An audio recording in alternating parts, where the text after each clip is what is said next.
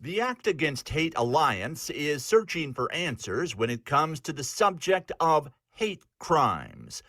The number of hate crimes has risen dramatically in California, especially hate crimes committed against Californians of Asian descent.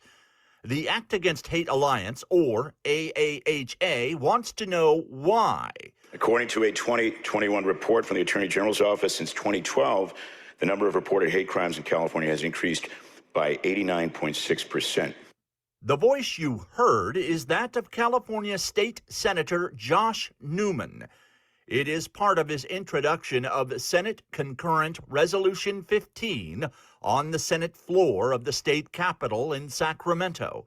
Newman took time to explain his legislative effort during a meeting hosted in January by the AAHA.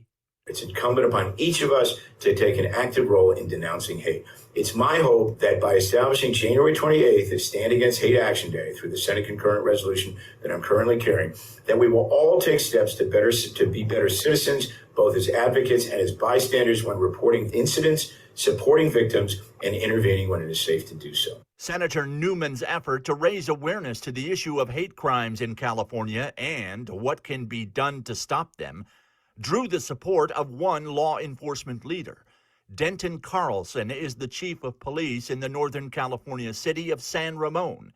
His department took swift action to arrest a Denver man during the holiday season last year who was suspected of threatening a young American couple of Asian descent in a fast food restaurant. From a law enforcement perspective, these types of actions are no longer going to be tolerated. We are going to take the appropriate measures because we have the tools to be able to do it. Carlson believes that education can go a long way in helping to stop hate crimes and bring those responsible for them to justice. Dr. Kevin O'Mara is a co-founder of an organization called School Exec Connect. In school settings, we encourage policies and procedures to align with, instead of straight out consequences for these kinds of actions on behalf of school children, to have several different kinds of actions take place. The two that we have found to be most impactful are guided reflection on behalf of the school children that are involved in these issues and a restorative justice practice in place for schools. Efforts by the AAHA to raise awareness about this trend and search for solutions also involves student leaders in high schools and on college campuses. Aiden Chow is a junior at Flint Ridge Preparatory School in Southern California. We must address the underlying prejudices and biases that lead to hate crimes. This means promoting fundamental American values such as personal responsibility, family, and community. These values are the foundation of a strong and healthy society, and they are essential in creating a culture of respect and tolerance for all. Chow is finding support from other students on the college level. David Chan is a sophomore at the University of California at Berkeley.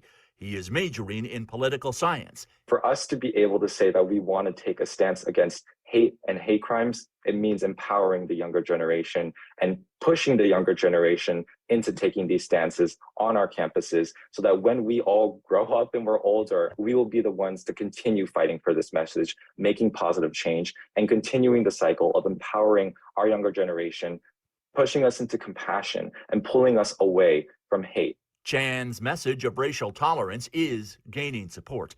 A trustee on the Orange County Board of Education believes that language is one of the solutions that can help students understand one another and stop crimes of hate. Tim Shaw is the former mayor of La Habra, California. One thing we do a very poor job in our country is having our young people learn different languages. So in my role as a County Board of Education member, I want to always encourage, and I'm trying to promote the idea of teaching our young people that they should have at least, 2 languages or more. The core mission of the Act Against Hate Alliance is to identify the root causes behind hate crimes and propose solutions to stop them. The organization was co-founded by former California State Senate Minority Leader Bob Huff and May Ho Huff. This effort is made possible through funding from the California State Library Stop the Hate Initiative. Well, good morning, everyone. I'm former State Senator Bob Huff, and I'm the program's MC today. You just watched some highlights from last month's program compiled by Bill Bird, our communications director, with video editing provided by Ronnie Chung, our technical assistant. You saw and heard from our impressive student leaders who May met and brought together during our community activities. They're in the process of setting up Act Against Hate Alliance chapters on their respective campuses. Today's briefing is the sixth in a series of monthly media briefings hosted by Act Against Hate Alliance. I'd like to turn the microphone over now to my wife, May, for a few opening remarks. Thank you, Bob. Good morning. Thank you for attending today's briefing and for your support. Act Against Hate Alliance was founded in 2022 to focus on finding and implementing solutions against hate crimes. Today, we have assembled a diverse group of law enforcement officials who represent and/or train society's frontline in dealing with hate crimes. The role of law enforcement is a crucial one and can include involvement of all agencies at multiple levels, as we have assembled here today. The most effective law enforcement strengthens relations and builds trust with communities so that those served feel safe interacting and communicating with them. Unlike headlines and videos seen in the past week from Memphis, Tennessee, San Ramon Police Chief Carlson exemplifies his proactive approach to policing, and his ability to react quickly to catch the perpetrator was enhanced by his department's positive relationship with the San Ramon community. Now back to you, Bob. Thank you, May. We've changed our format today. Those of you that have been with us in the past, we are doing a roundtable discussion today. So I'll do a brief introduction. The presenters, the panelists will make some comments, 1 to 2 minutes, and then I'll start asking some questions. Questions came from staff of Act Against Hate Alliance, as well as our students that we introduced to you previously. To our media friends, please log your name, organization, and email address in the chat so we can follow up with material related to this meeting. You can post any questions you have in chat, and we will hopefully have time to get to them. Please address any chat you post to everyone and not specifically to me or May. Our first panelist has been with us before. Walt Allen III is a 46-year law enforcement veteran who has served in many capacities within the law enforcement community. This includes Assistant Chief for the California Department of Justice, Bureau of Narcotics Enforcement, and the Director of California's Youth Offender Correctional System, the California Youth Authority.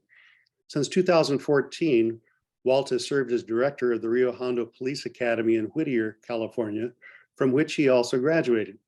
Oversees police training, academy training for newly hired police recruits from law enforcement agencies throughout Southern California. Walt is also the Mayor Pro Tem for the city of Covina, marking his 24th year as a council member or mayor for the Covina City Council. Walt, thanks for joining us again. Please take a minute or two to make some comments.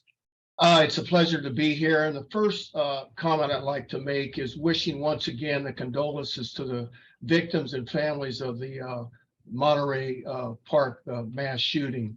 I have the privilege right now of training police recruits, this is my last stop in a long career. And one of the major things we do here is deal with the subject of cultural diversity. When police officers leave Rio Hondo and go to their separate departments, they have received training in the proper techniques for investigating hate crimes.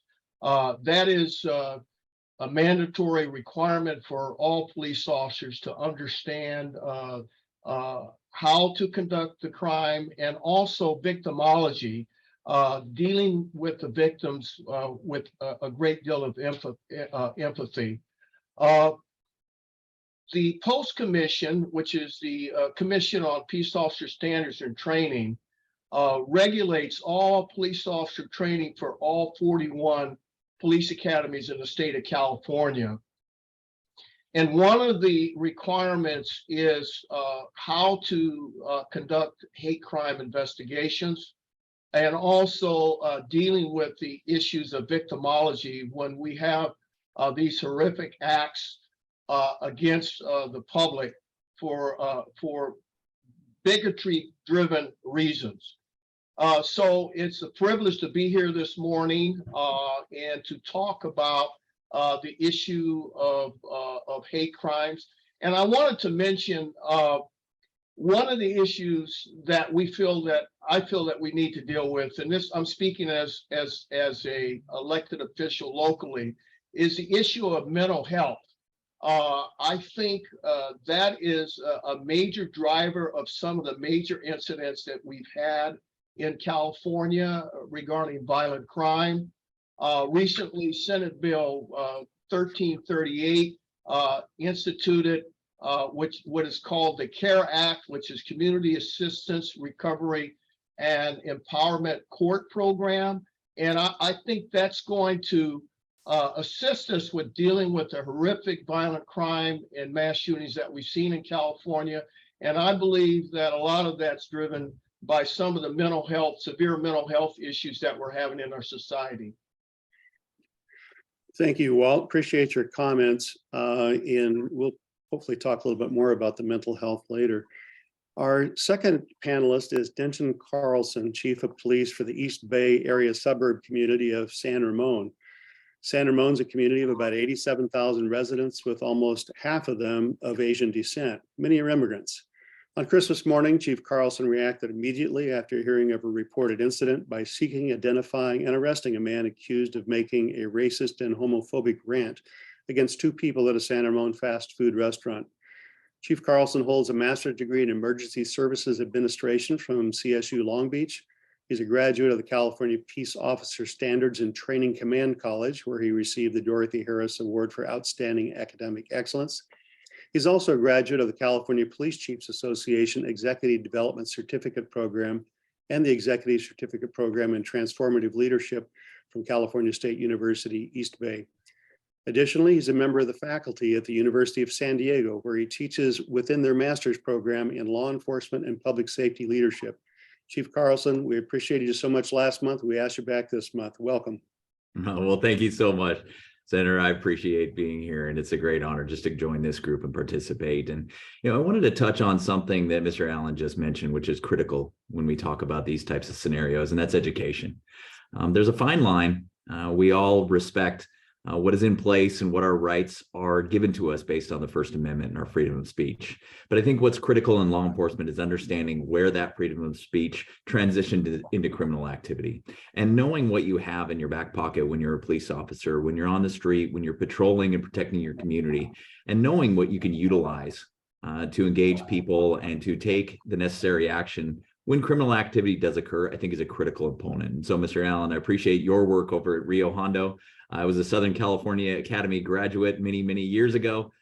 So hearing the name Rio Hondo brings back a lot of memories down there, but I appreciate what you're doing in the educational community when it comes to law enforcement. And I think that's a critical component, ensuring that we take the appropriate action when the crimes do occur. So thank you very much for the invitation again, Senator. I'm glad to be here.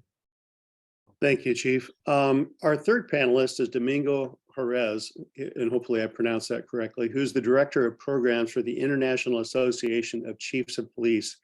Mr. Jerez has more than 30 years of government and public safety experience in dealing with local, state, and federal policies.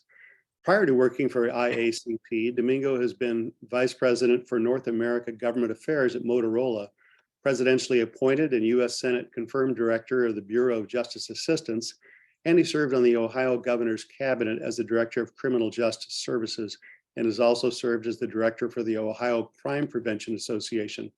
Mr. Jerez received his undergraduate degree in political science from Ohio University. Welcome, Domingo, to our program. Thank you, Bob. And I want to make sure to thank certainly the Act Against Hate Alliance for offering this opportunity to discuss this important topic today, and all the work that you all have been doing. As I listened to the video I want to emphasize what I heard Mr. Chow say about the values and American values and taking a stand. This is so vitally important on this issue. We here at IACP focus on several aspects as it relates to hate crime. Already previous guests have mentioned education and the importance of education, awareness of the issues overall. I think there's a misnomer of what hate crimes are and they're not. And it is pervasive and it happens in all our communities. And we need to spend more time talking and understanding even the general public, what is hate? And again, it goes against our as Mr. Chow said, our values, and that's so vitally important. The other two pieces that we focus on at IACP is the investigation and the prosecution of hate crimes. We know how crucial it is that we recognize and respond effectively to hate crimes. We know the impact that these crimes have and devastating, and I think this is the key point, long-lasting effect both on the communities and the individuals, the victims of the hate crime.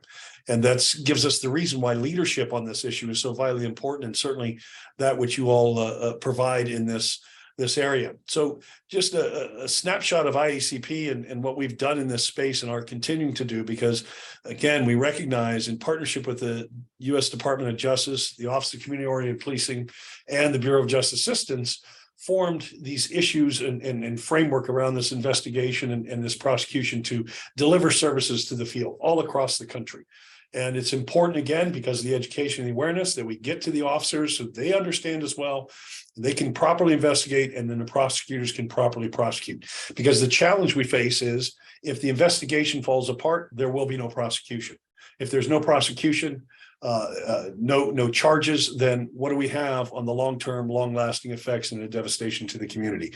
So in the wake of high-profile hate-motivated attacks back in October of 2018, in particular, the one that caught our attention that caused IACP and DOJ, in this case, to form this collaborative was the 11 Jewish worshipers in Pittsburgh, Pennsylvania, where that happened. And then, of course, we had 2 black shoppers in Jefferson, Kentucky, right around the same time. And then the mosque arsonist attack in Escondido, California in 2019 just kept happening. So we partnered up with an agency, the Arlington, Texas Police Department, who was seriously looking at this issue and said, we got to do more. And they developed a curriculum that has since been revised several times to the point now where we deliver that training across the country to police agencies, far and wide, rural, urban, suburban, major metropolitan areas, et cetera, through what we call the Collaborative Reform Initiative Technical Assistance Center.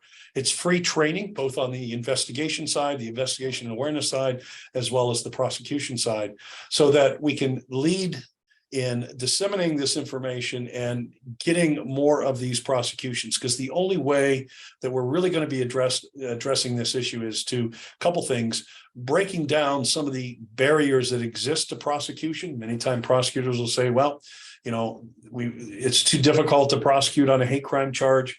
But yet we want the officers to charge them. So we working to get through all of those differentiations, and at the same time getting officers and agencies to pay more attention and do charge more individuals with hate crimes, because they truly are hate crimes. But without that understanding and awareness, and I know one of our guests works at the academy level, which is crucially important to all new recruits, because of the way law enforcement cycles in, cycles out over a many period of years, we need to train everybody. So again, our emphasis in this area at IACP is through this free training that we offer to prosecutors and law enforcement agencies, in the hopes that we will see more agencies, more offices take this to task and really help us by investigating and charging and prosecuting, so that we can reduce hate crimes in the future.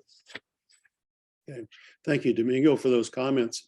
Our next panelist is Sheriff Jim McDonald. With more than 40 years of public safety experience, he is the first person to basically hit the trifecta. He served in senior executive leadership roles in the 3 largest policing agencies in LA County: LA County Sheriff's Department, LA Police Department, and the Long Beach Police Department. Serving with LAPD for 29 years, he held every rank up to the First Assistant Chief of Police before becoming LA County Sheriff for 4 years, where he oversaw more than 18,000 employees with an annual budget of roughly $3.3 billion. And I skipped over the part where he was Chief of Police for Long Beach for 5 years. He recently accepted the position of Director of the Safe Communities Institute with USC's Price School of Public Policy. Jim previously earned a master's degree in public administration from the Price School as well, and has completed numerous other professional training programs. Sheriff, so great for you to be able to join us today. Thank you.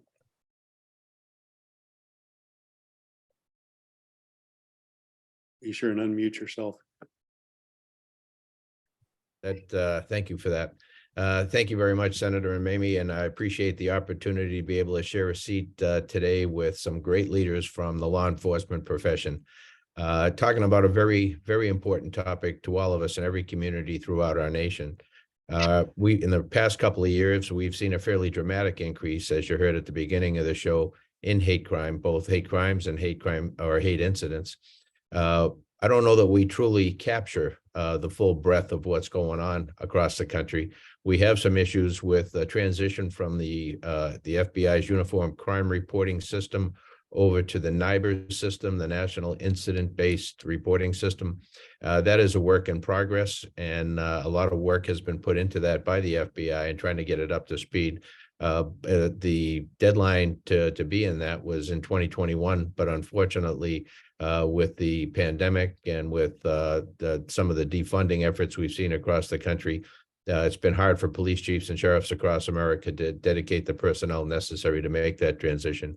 But once it's made, we'll go into greater detail and being able to capture specifics about individual crimes, which will help on a national level then be able to look at trends, patterns, clusters across America to make it more useful and be more effective.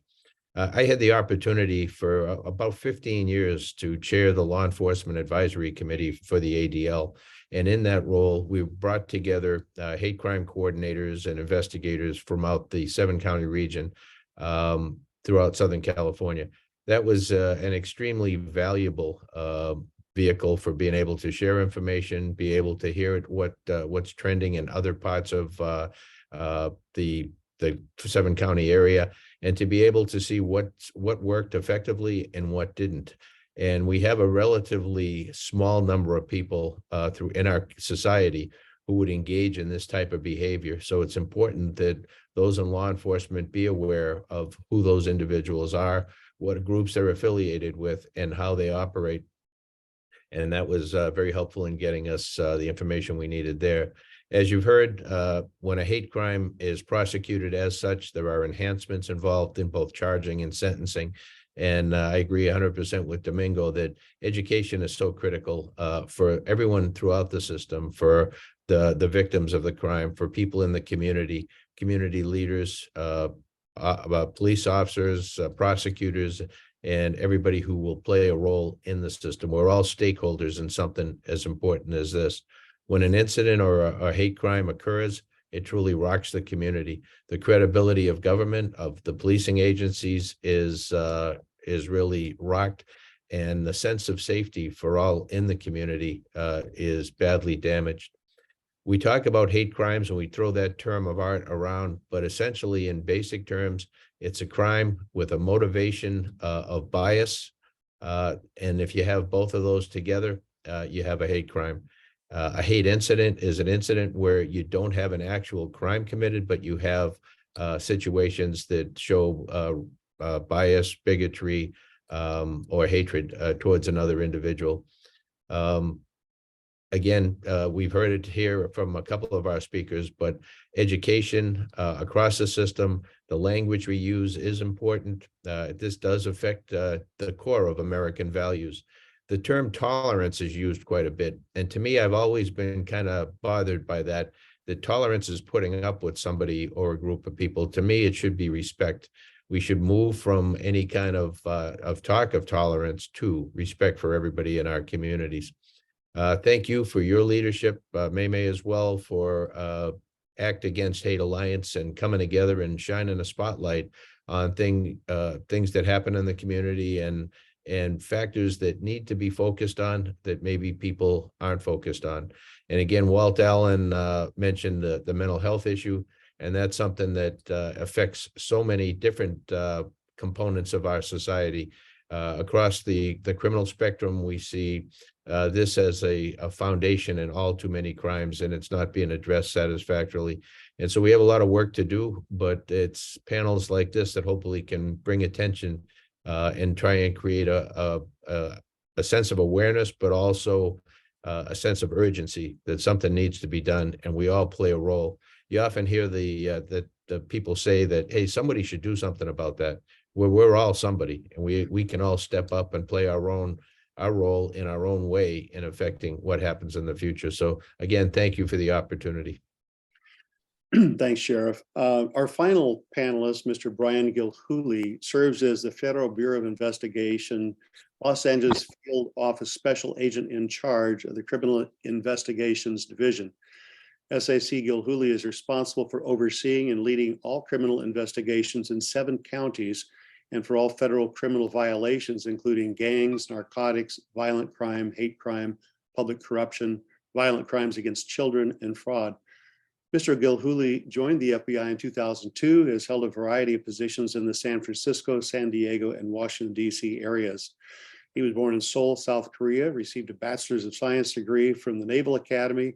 Upon graduating, Mr. Gilhooly served as a Navy SEAL officer in the Middle East and Pacific regions. Mr. Gilhooly is married with 4 children, resides in Manhattan Beach. Welcome, Agent in Charge Gilhooly. Thank you so much. I am honored to be here today to take part in this discussion, hopefully bring a little bit more attention to hate crimes and hate crime violations. We, as a law enforcement organization, cannot do it alone. And you have hit the nail on the head by branching out and including all members of the community, because it'll take a team to really make an impact on this threat. For us, hate crimes, it's not only an attack on a victim, it has a huge impact on the entire community due to the wide-ranging impact, and it really causes a problem for the community, which is why it's a priority for the FBI. We dedicate a ton of resources to hate crimes, and here in Los Angeles, we are one of the only field offices that has an entire squad dedicated to investigating hate crimes. We have a lot of other resources that we apply that may not be as commonly known. Some of those resources are community outreach specialists. Our community outreach specialists can be contacted and go to your community and provide briefings on some of the other services we provide, primarily to victims. Victims of federal crimes have a right to receive victims, and the list is pretty extensive. And by contacting us here in Los Angeles, we can direct those resources to those in need. Some of the other resources we have are language specialists and language analysts. These are members of the FBI team who speak all manners of foreign languages and have cultural understanding and be able to communicate in someone's first language to make it a little bit easier to talk about some difficult problems. And we also have, in the last year or two, put out several public service announcements. These announcements we have translated into multiple languages. And what we're trying to do is encourage the reporting of hate crimes. I believe, and I think this is shared by many of my peers, is that many hate crimes go unreported. Most people set the bar relatively high with reaching out to law enforcement and thinking that they might need to actually have some physical violence. Harassment and other forms of hate crimes should also be reported to law enforcement. That way we can better understand what's going on in the community and target our investigations to focus on the worst offenders. So also, I just want to put out one call for request for action, which would be, if anybody knows of hate crimes, would encourage their friends and family to take a look at FBI.gov, our website. There's a button on there for tips and leads. What we can do with that information is use that to better prepare our law enforcement, our intelligence analysts, our victim specialists, our language specialists to help those in the community and address these important issues. Thank you. Thank you, Brian, for joining us. So that includes the comments that were most pressing on our speakers. We're going to jump in now to the questions for everybody. Let me restate what I said to the panelists previously. Just hold your hand up if you have something to say. It works a lot easier in the electronic button, I think, and we don't forget to take our own hand down. So for the first question for all of you, why are we seeing a spike in hate crimes in general and a dramatic increase of hate incidences and crimes in the API community in particular? Who would like to take the first crack at that? Yeah, Denton. And there you go. Sure, I'll jump on this. And I think that, you know, with the other panelists that are here, I think what I'm going to say here tends to kind of relate directly to our law enforcement culture and what happens within our organizations. But I do think it is also applicable at a society level as well. And I think it comes to the old saying that a lot of people have heard in our business, that's if you tolerate it, you encourage it. And I really think that in this situation, that is entirely, you know, a critical component in why we've seen the rise in it.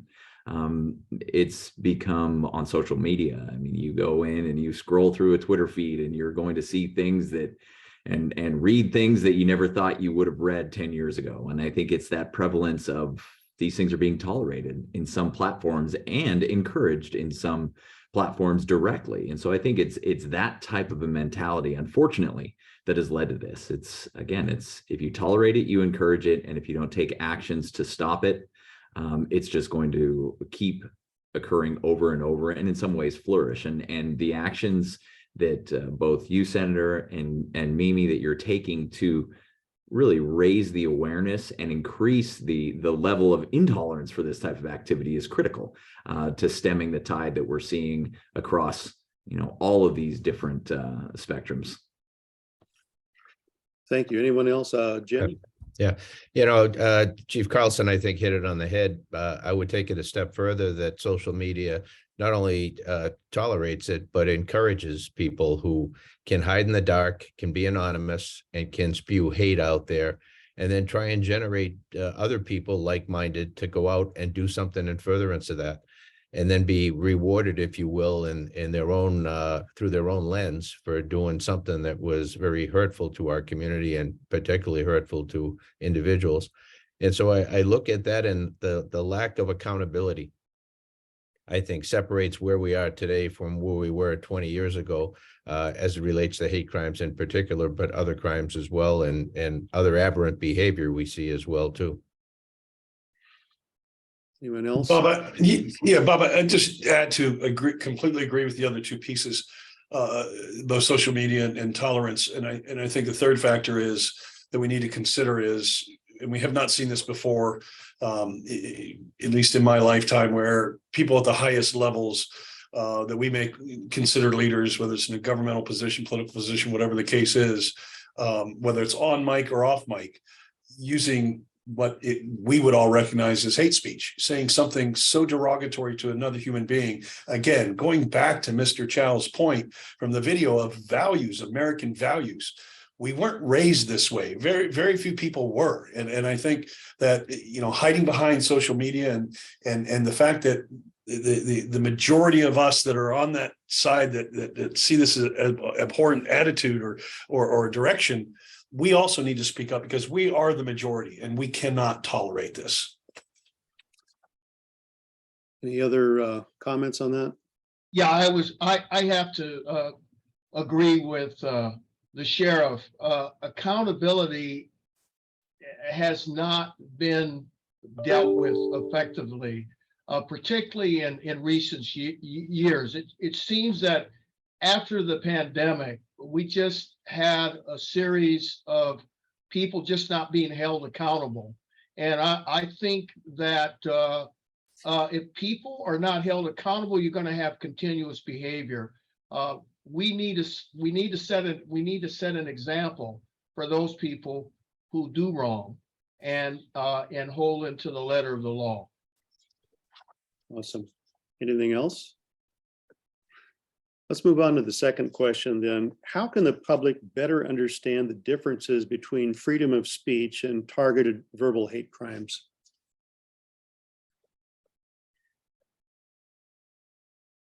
Anyone? Yeah, Denton. Sure, I can jump on that, because this is one of the specific elements that was applicable to the case that we dealt with around Christmas. The biggest difference when you talk about the state of California, and in California, it's Penal Code 422.6 that directly addresses this. And where it transitions from the protected right and the freedom of speech is when you rise to the level where you're intimidating or threatening the personal really freedoms of someone else. I mean, someone can stand on a street corner and really say what they want to say, but when you transition that and you take it to the level where you're intimidating, you're threatening violence, and there's an ability to carry out that violence, is where you transition from protected speech into hate speech. And in our situation in San Ramon, the individual was threatening violence against the couple that was eating in the restaurant, and then told them he'd be waiting in the parking lot for them, to the point where they waited until the restaurant closed, and there were actually employees who checked the parking lot to make sure that the gentleman wasn't there when they left. So that's where it starts going to the criminal level, is when you take it past just speech and take it to where you're intimidating, threatening someone with physical violence. Yes, Brian? I could speak to a little bit on the federal level. Certainly for us, as the chief mentioned, it starts with criminal violation, so a violation of federal law. And the three that top reported offenses that we see on the federal level are intimidation, simple or aggravated assault, or destruction of property for damage, or vandalism are our top three. And so for us, it really, we have some advantages with the federal law, in a sense that we can charge the underlying federal offense, or the federal offense that's committed, and we can charge hate crimes separately, or we can charge them together. So they're not mutually exclusive. We can do it in combination, whatever the best evidence leads to. Okay, thank you. Anybody else on that one? Let's move on to something that is similar, in that most law enforcement in our area, so we'll call that urban and suburban areas, now have body cameras. Virtually everybody has a smartphone with a video camera in it, and we see more and more of these incidents and crimes that are recorded. How has this, I call it proliferation, but of cameras? I mean, you're always on, you're always under the magnifying glass. How has that changed law enforcement? And is it good or is it bad? I'll give that a shot if I could. I think it has been helpful overall, very much so. When you watch an officer respond to a radio call for an incident that just occurred, the first thing they do is look up for the cameras. Where are the cameras? How do I get a hold of the tape? I got to preserve the evidence. Likewise with detectives, homicide detectives roll out to a scene. They look at the scene and they look up and at the buildings, at surroundings, to see what's available to them, because that is great evidence. But given that, it also, as well as body-worn camera evidence, it tells a perspective on the story, but it doesn't have the ability to capture everything. And so I think if we look at it as a tool and be able to judge what happened based on a helpful perspective per the video, but not a complete story in most cases. So it's, I think overall technology is put us in a place where policing has changed, but I would say changed for the better. Originally, there was pushback by officers of having body-worn cameras. I think that went away very quickly when they realized that they're out there doing the job, as they're trained to do. And when people see what they face and the response of people in the field to the officer, and up to and including violence against the officer, it's an eye-opener for most people who see that, because that's not part of their life. So I think it is part of the educational process that we talked about earlier, talking about the role of police in society. Probably one of the more challenging roles that we could give anybody in a free society, to go out there and do what we ask of them. And we continuously take on more and more, because we're out there 24/7 and nobody else is. We work with the fire department, the paramedics, to deal with things that go beyond the scope of what I think was intended. That issue is starting to be addressed now, but I think the body-worn cameras and the videos that are captured show some of that. Other comments? let me just say that having the body worn camera, and I was involved in trying to get some legislation on that one. I was up there. It happened the year after I was there, some kind of unifying thing. But certainly the body worn cameras have been useful to counter some of the snippets taken by public that are taken out of context, right? When you see the whole frame, it looks a lot different from the small frame. And that certainly changed policing in a dramatic, and I think, as you commented, a better way.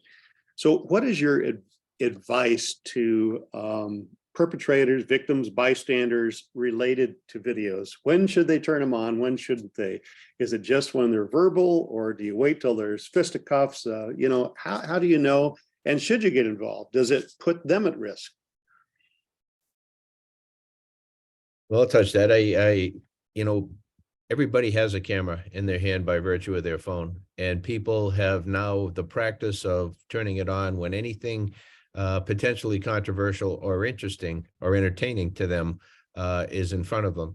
And it just becomes, for the younger people in our society, it's almost a reflex action, and they go to the phone. So I would say that, people are going to do what people are going to do. And if they're inclined to get a video, then hopefully if that video is helpful in apprehending somebody or prosecuting somebody for hurting someone else, that they're willing to share that with authorities. So I don't think there should be a hesitance to doing that.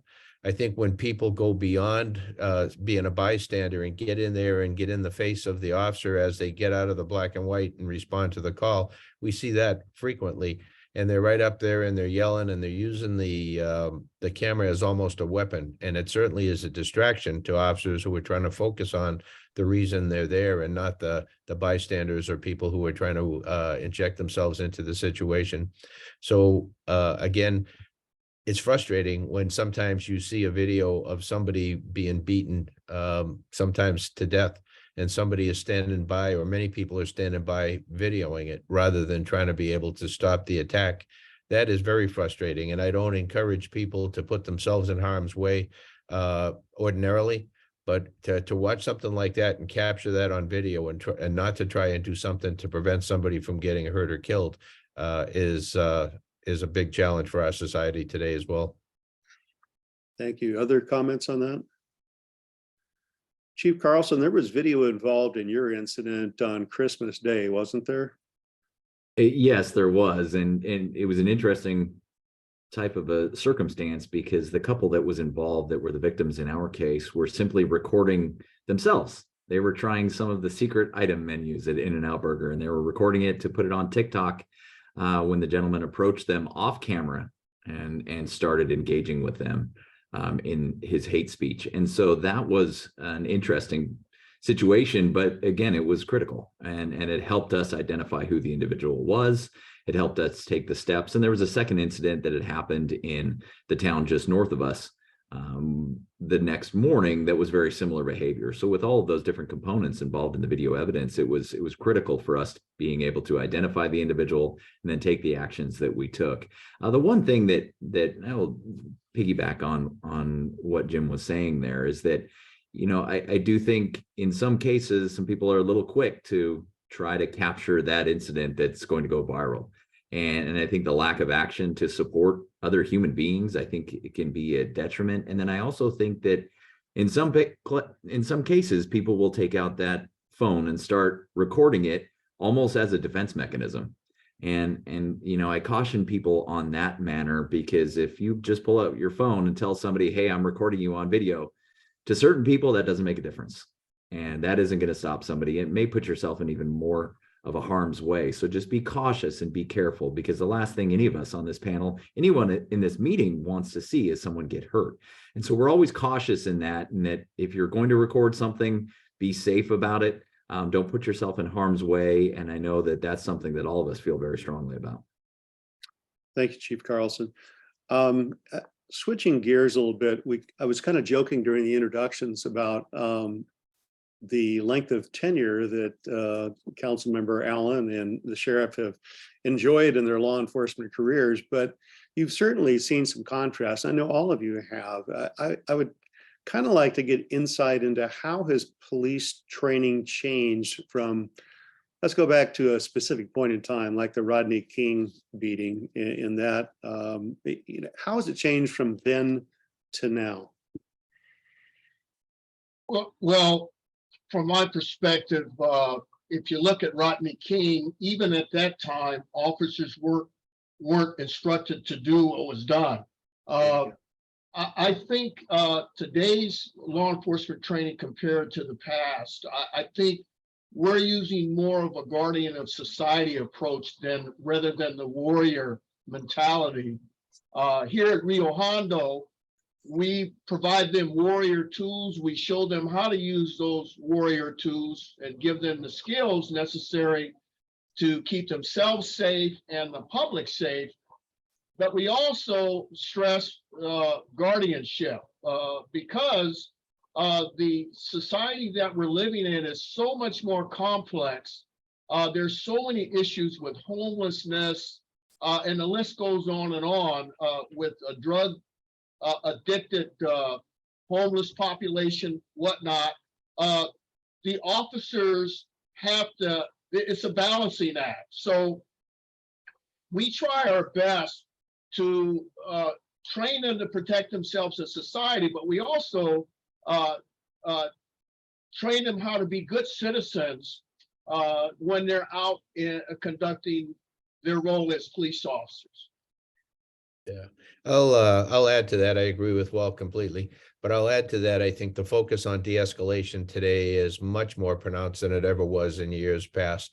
Back in when I started in 1981, and you would watch people do their job, and tenured officers who had been through this so many different times and been in the field for a long time, you watch the way they maneuvered, the way they spoke to people, and the way they were able to talk people down from their agitated state and to submit to arrest in a peaceful way.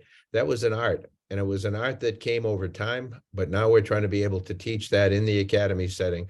We're trying to recruit with that in the backdrop, and we're trying to be able to create a more effective officer for today's society right from the very earliest stages. And that goes with recruitment and hiring and testing and the academy, and then the field training that they go through as a young officer, and then in-service training throughout the rest of their career.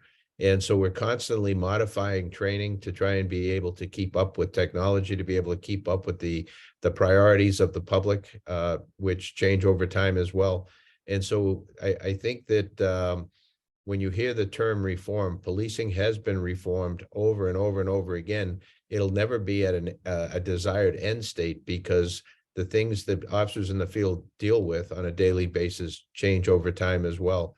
So we never want to be complacent that we've hit the mark. We're always going to be in a state of flux. We need to be adaptable, and we need to be forward looking and to try and figure out what is the next challenge coming our way. Nobody could have anticipated we'd be where we are today with the fentanyl crisis just a few short years ago. And yet it's killing over 100,000 people a year now, and it's growing dramatically. And so again, what the role of police officers in society in years past was order maintenance, apprehending people who had committed crimes, and then the prosecution of those individuals. Today, we ask so much more. The people dealing with mental health crisis in the streets now are far beyond what it ever was in the past, and I attribute much of that to the use and abuse of methamphetamine. But a variety of other factors enter into that as well. But it has changed the job of policing dramatically over the last 40 years that I can speak to. Bob, if I can add to that, what Jim was saying is the training programs continue to evolve.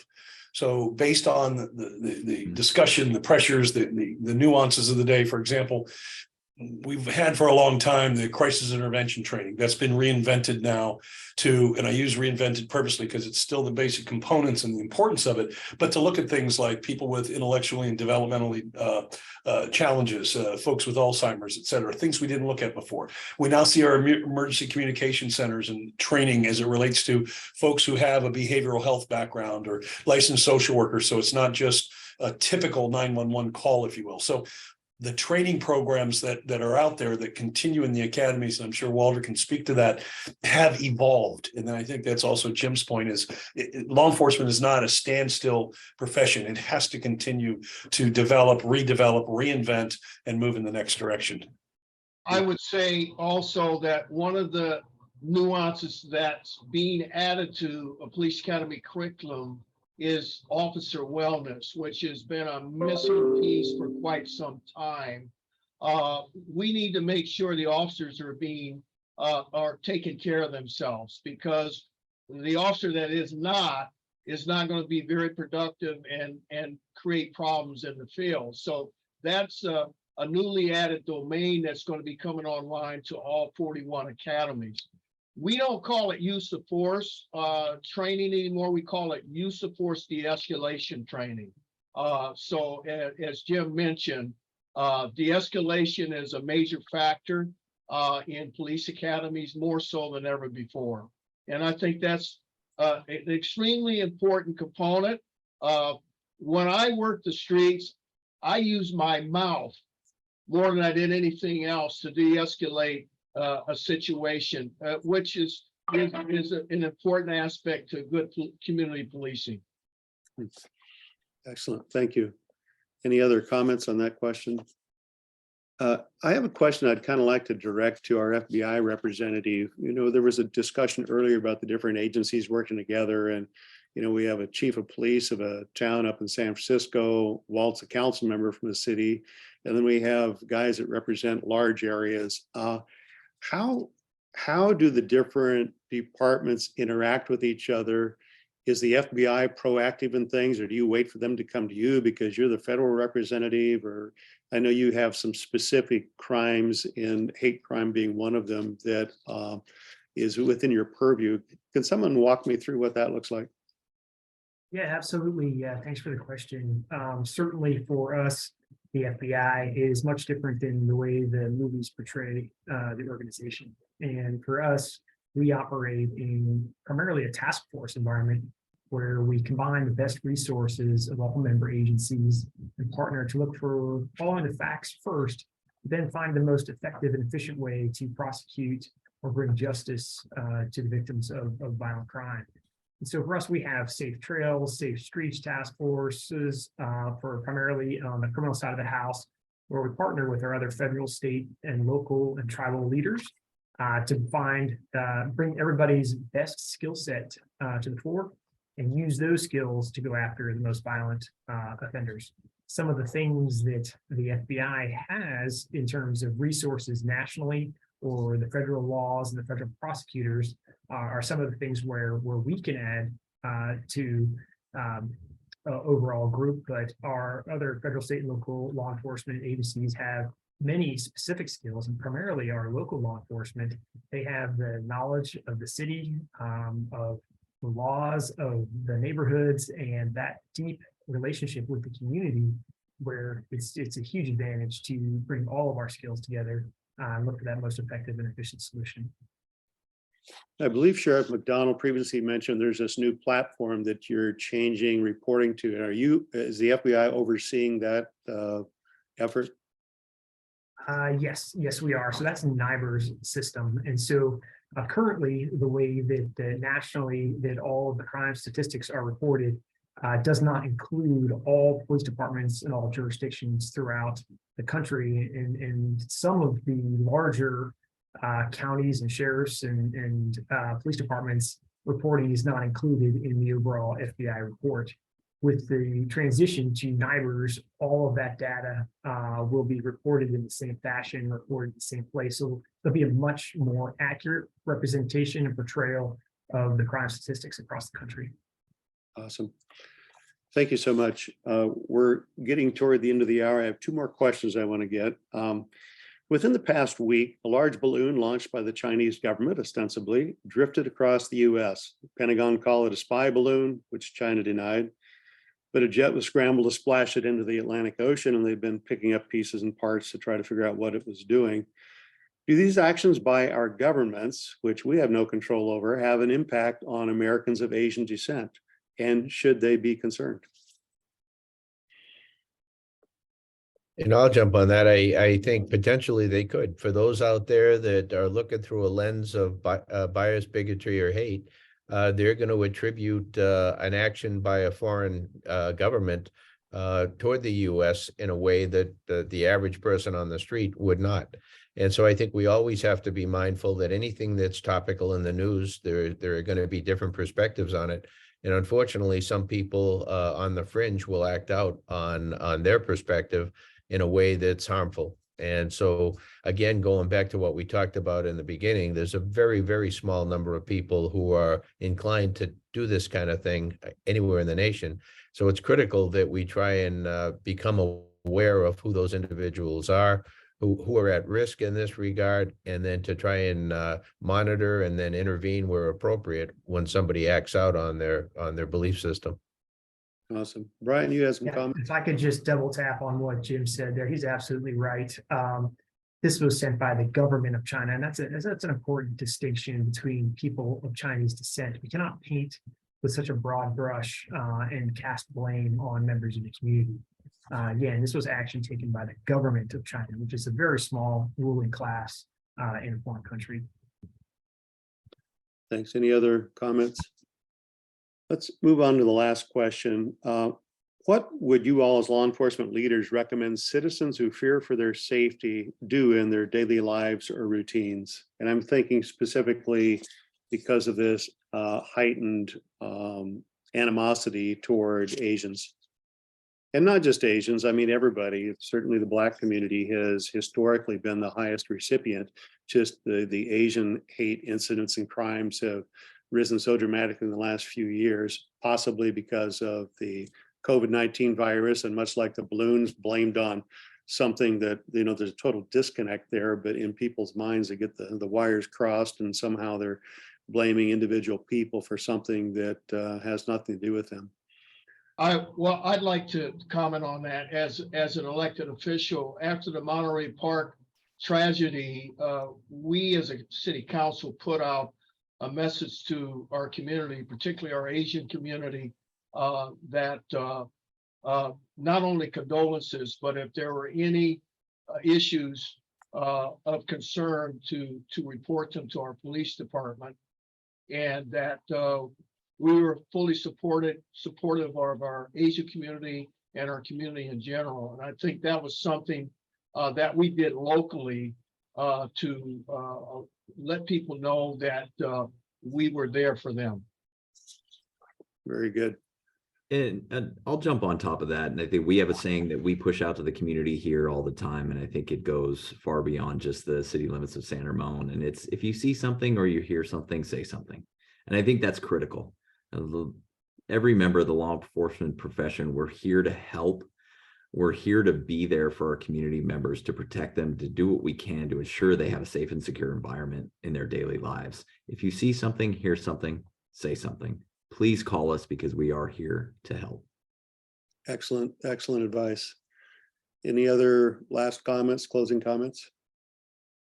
I would just like to again encourage people, if you think you've been the victim of a hate crime, to reach out to FBI.gov and submit a tip through our tip line. That really helps us. And so we do feel like it's underreported. You don't need to be an expert in hate crime or federal law. All you need to do is talk to people, and we have trained language analysts and specialists to be able to communicate in first language. Thank you. Awesome. I would like to thank you, Bob and Meme, for what you're doing with this very critical and important subject. Thank you, Walt, and thank you again for your participation. Anybody else? Feel like I'm doing an altar call in church. Just in wrapping up, a sincere thank you to everybody who's going to take the time to watch this and listen to it as well.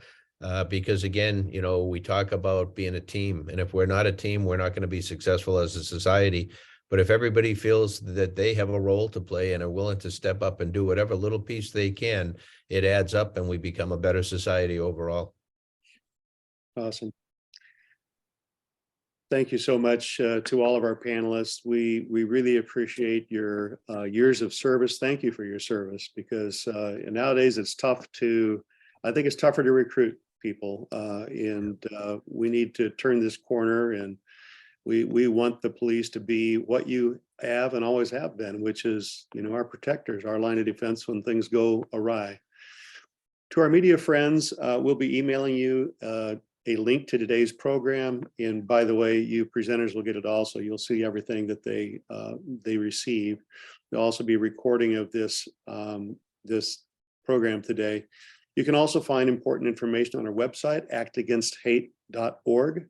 We hope today's program provided useful data or information you can share with your audiences. This program was made possible by grant funding from California State Library's Stop the Hate program.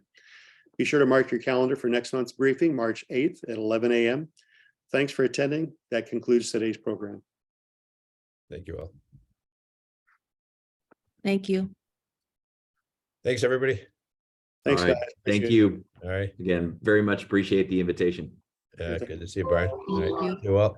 Alice, thank you. Good seeing you all. Thanks, Walt.